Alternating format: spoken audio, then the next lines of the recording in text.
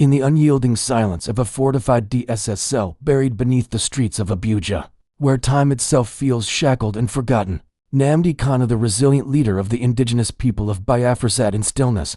The light above flickered, not in brightness but in apathy, a constant fluorescent hum like a mechanical heartbeat in a room where even darkness had been denied. Years had passed, but he hadn't broken.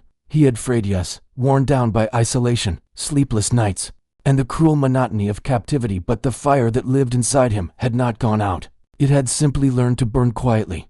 Then, on a morning that began like every other, something shifted. It arrived not with the clang of keys or the screech of a heavy door, but in absolute silence, a folded slip of parchment, placed stealthily beneath his breakfast tray. No stamp, no insignia of the Nigerian state, just a single wax seal, deep crimson, pressed with a symbol so foreign to this cell yet so familiar to the movement within his soul. The rising sun of Burkina Faso. His hands froze not from fear, but from recognition. The emblem stirred something ancient in him. The sun, rising over broken chains, was more than a national crest. It was a whisper from history. He held the letter as if it were made of flame, as if the moment he opened it the whole world might ignite. For Kanu, who had studied the politics of symbols and the power they carried, the message was clear. This seal belonged to none other than Captain Ibrahim Traore, the revolutionary president of Burkina Faso, the man who had dared to defy France, shut down imperialist mining corporations, expelled foreign soldiers, and declared that Africa would no longer bow to ghosts in European suits. What could Traoré possibly want with a man the Nigerian state had buried in its deepest dungeon? Kanu pressed the letter to his chest for a moment, his fingers trembling not from weakness, but from the sudden ache of a hope he had long since buried. The silence around him now felt different, less oppressive and more anticipatory, like the air before a storm. He opened the letter slowly, reverently. The parchment was rough. It sent a mix of dust and time. The ink was smudged at the edges, like the words had fought to reach him. There was no heading, no title, just a sentence that hit with the force of thunder. I write you not as a president, but as a brother in chains. Kanu's breath caught in his throat. In that moment, walls disappeared, titles dissolved. There were no uniforms, no nations, no prisons, only two men, bound by the same invisible enemy. One trapped behind bars of concrete, the other behind curtains of diplomacy. But both were prisoners of empire, and now they were speaking. Traoré's words poured across the page like fire. I have followed your journey long. Before they called me a leader, I watched them silence you, not because you were wrong, but because you refused to kneel. They called it sedition. I call it prophecy. Kanu's heart pounded in his chest, not out of excitement, but out of recognition. Few had ever spoken to him like this, not presidents, not diplomats, not even his fellow activists. Traoré wasn't offering sympathy, he was offering solidarity.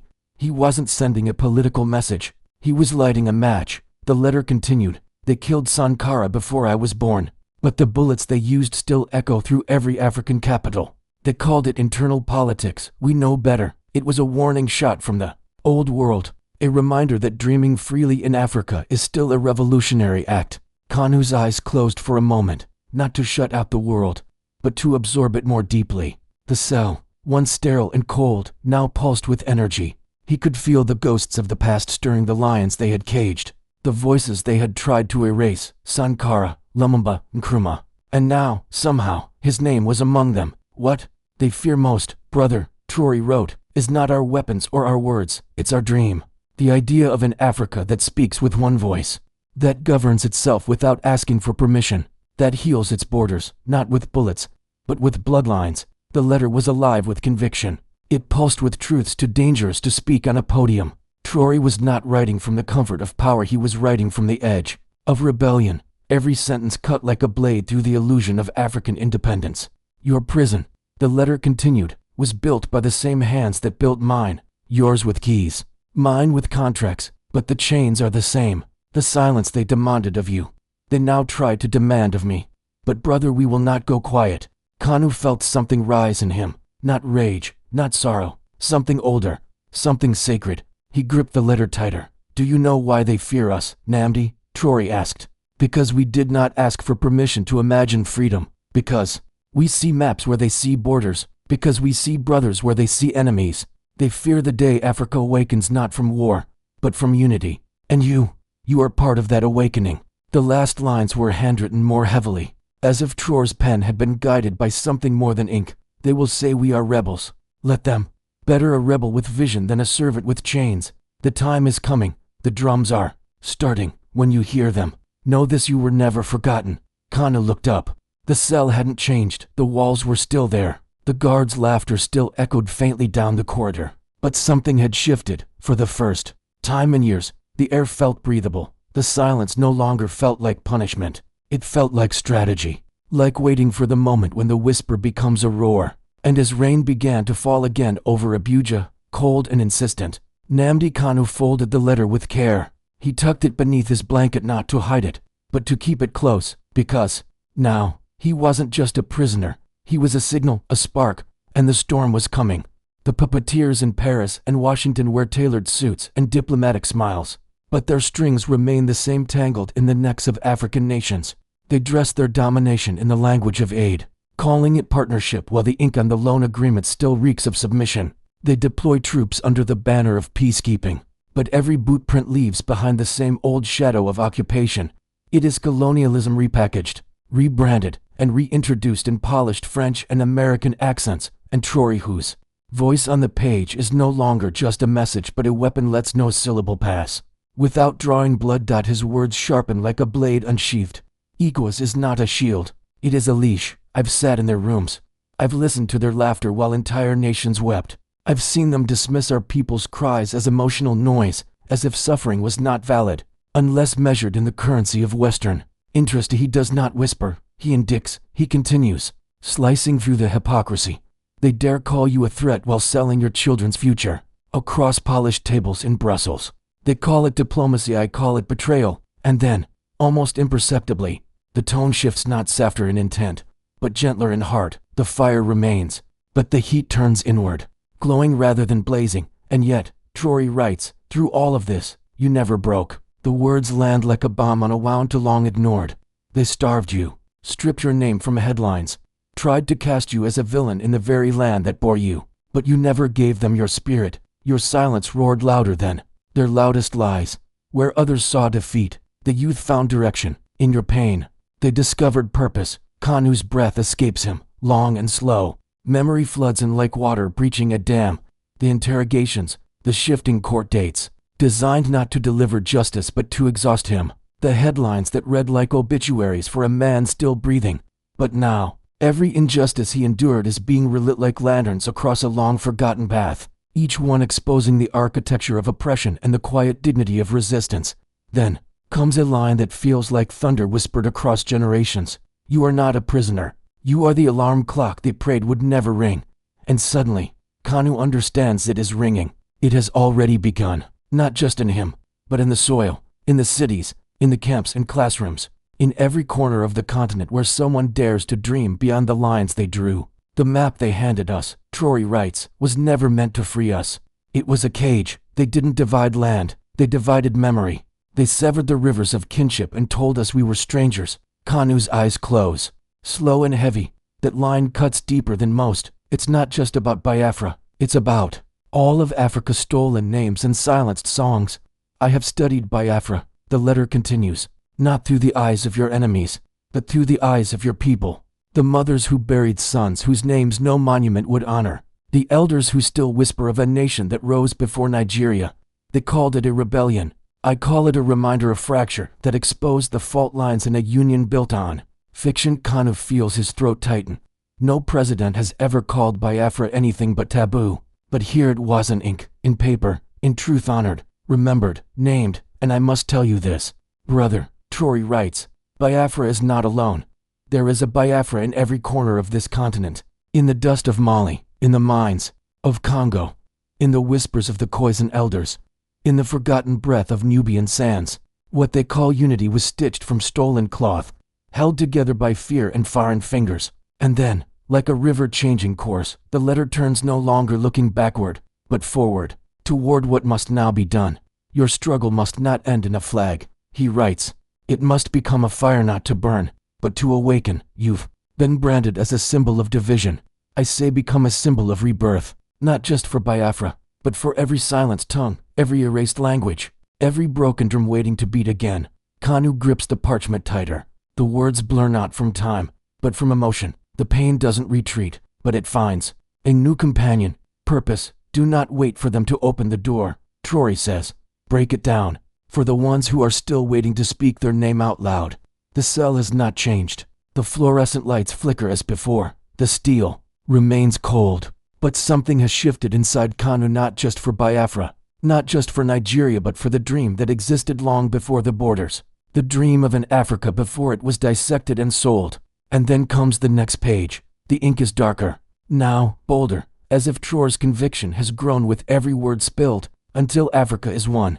He writes, none of us are truly free. Kanu's heart thunders, his hands tremble not with fear, but with a clarity long denied. I have already sent word, Traoré reveals. Your family will be protected, if they so choose. Burkina Faso will receive them not as refugees, but as honored guests. Our soil has known too many exiles. It now opens to those who have dared to resist. Kanu blinks. Heat stings his eyes. He had not thought of his mother in weeks. He had not dared. But now, in these words, she lives again in prayer, in hope. There are things I cannot say aloud. The letter continues, not in front of cameras, not in the halls of ECOWAS where vultures wear suits, but here this we are moving, encrypted messages, whispered meetings, quiet alliances. Leaders in Mali, Guinea, Niger, they are listening, they are furious, and they are ready. We are preparing a legal motion to the African Union, a demand for your immediate release on the grounds of political repression, illegal detention, and Pan-African human rights violations. Kanu's breath halts. No Nigerian lawyer had ever come that close, yet here, across desert and danger, revolution wore not only uniforms but strategy. If they reject it, Traoré writes, we go public, we unveil you to the world, we show them who you are, and why they buried you. Then come the final lines, not ink, but thunder. If they do not open the gate for you, we will break it. Not just for you, for all of us. Kanu exhales, not as a prisoner, but as a man who dares to believe again. Burkina Faso is no longer a name on a map. It is already in the fight.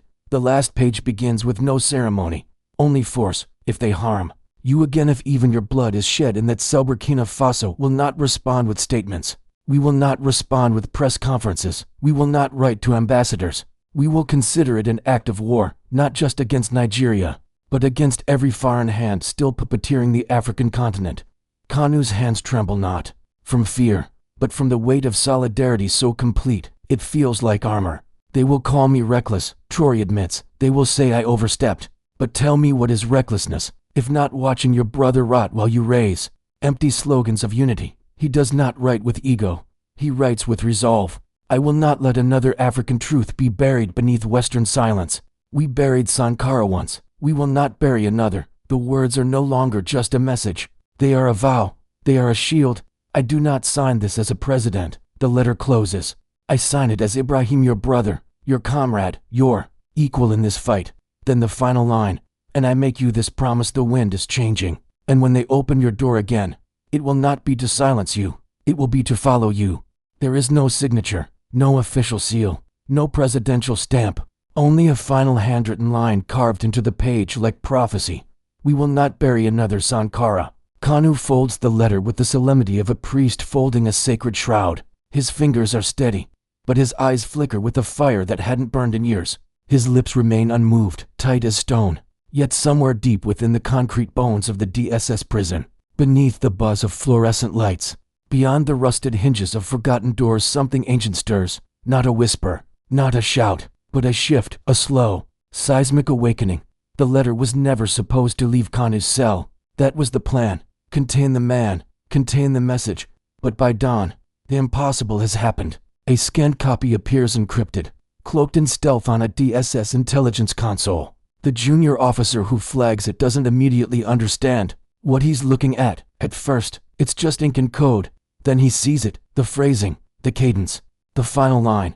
We will not bury another Sankara. His breath catches. He leans back in his chair. Alerts flash on the terminal. Internal flags trigger red-level protocols. Within hours, a priority dispatch races toward the presidential villa inside a Sorok. The file lands on President Tinubu's desk, encrypted and blinking. He reads it once, expression unreadable. A second time, jaw tightening. By the third pass, His hands begin to tremble, not with fear, but with rage. This isn't a letter, he hisses, eyes narrowing like a hunter spotting an insurgent in the bush. It's a declaration, a foreign threat, wrapped in brotherhood and dressed in revolution. Within minutes, an emergency. Security Council is summoned. Ministers arrive half-dressed, ties crooked, eyes wide with sleep and alarm. The National Security Advisor enters last, slamming the dossier onto the table like a war drum. Burkina Faso has crossed a line, he declares, but the room is not united. A general in starched fatigues leans forward, hesitant but firm. He's not threatening Nigeria, sir. He's threatening the system that made this prison necessary. Tinubu's glare could cut steel. Same difference, he growls outside that chamber. Whispers swirl through back channels like storm winds. Western embassies flicker between silence and panic. By midnight, two unmarked jets descend quietly at Nnamdi Azikiwe International Airport. A bored intelligence envoys from France and the United States. Their briefcases are locked, their expressions grim. Inside the private lounge, one American operative leans toward a Nigerian aide and whispers, "If this leaks, Traoré becomes a Mandela, and then God help us all." But inside the Nigerian military, fault lines are forming. In Kaduna, a colonel long disillusioned by ECOWAS's empty promises speaks softly to his inner circle. "If that letter reaches the people, Nigeria won't burn. It'll awaken." Elsewhere, whispers become murmurs, murmurs become questions, questions become quiet planning. Officers once silent begin contemplating the unthinkable. Kanu's release. By dawn, the letter is no longer just a document. It is a fuse, a ticking weapon, a test of loyalty between silence and truth, obedience and justice. In the basement of DSS headquarters, a young officer stares at the original hard copy. He doesn't speak, but the truth presses on him like gravity. Finally, in a whisper meant only for himself, he didn't write that to be hidden. He wrote it to be heard. And somewhere, in the quiet dark of Abuja, an unmarked flash drive slips into a plain envelope. No return address, no signature, only a black falcon in flight drawn on the front. At exactly 2:17 a.m., a file titled "The Letter They Fear" appears on a decentralized forum frequented by African student activists. The username is anonymous. The message is not. Within minutes, it spreads like wildfire. Word for word, no redactions, no edits, just truth, raw, defiant, unshackled. It explodes across encrypted Telegram threads in Ghana, Tanzania, and Kenya. It reaches TikTok, Twitter, WhatsApp chains. In Accra, students are reciting lines between lectures. In Nairobi, it's read aloud in cafes. In Johannesburg, graffiti artists turn it into murals. "We will not bury another Sankara." Your silence roared louder than their loudest lies. "We are all in a bigger prison." Lagos is first to erupt. At the University of Lagos, students gather by the thousands, holding candles and wearing shirts printed with two faces, Kanu and Traoré, side by side. A young woman climbs onto a bench and raises a megaphone. "We were told silence keeps us safe, but this letter reminded us we are the sound they fear." In Accra, students march toward Independence Square chanting, "Kanu is not alone, Africa is not asleep." In Kinshasa, a massive street mural blooms overnight. Kanu and Traoré standing back to back, shattering chains shaped like the African Union emblem. In Abuja, the government scrambles to contain the leak. Social media throttling begins, VPN usage surges. But it's too late. The internet has no borders, and neither does belief. Inside a rock, Tinubu stands before a massive screen glowing with images. African youth marching, chanting, organizing, not for war but for truth. Find who leaked it. He barks, but silence greets him, not out of disobedience, but because everyone in that room knows something has shifted. The chains haven't broken yet, but the keys, they've been passed from cell to signal, from silence to roar. Back in the DSS cell, the walls remain gray, the chains still bite cold, but Kanu sits differently now, upright, steady. The letter lies beneath his mattress, not just paper, but sacred scripture. The guards whisper, radios buzz, news tickers from Al Jazeera and TV5 light up. Traoré's letter ignites Pan-African awakening. He does not speak, but for the first time in years, he smiles. In Ouagadougou, Ibrahim Traore stands before the African Union. The air is heavy. Diplomats squirm in their seats, but his voice is clear, loud, unapologetic. "They say I crossed a line," he begins. "But what is a border when our chains are the same? The prison of one is the prison of all. If Kanu remains caged, then Africa is not free. It is pretending. Gasps ripple through the room. Some delegates walk out, but many stay, eyes narrowed, fists clenched beneath their desks. A few hearts shift. In Abuja, a storm brews quietly, and then it breaks. Senator Daramola wants Tinubu's loyalist takes the Senate floor. If we are truly democratic, he declares, why are we so afraid of a man whose only weapon was his voice? I call for the immediate release of Nnamdi Kanu. The chamber erupts, cheers from young aides, shock from the old guard. On the streets, the slogans now thunder like drums. One Africa, one voice, one freedom. But in the stillness of his cell, Kanu hears none of it. Only the hum of electricity, the rhythm of his breath, and the soft sound of hope returning, not as noise, but as fire, because he knows now, with absolute certainty, whether they open the gates or not, the storm has already passed, and what comes next is fire.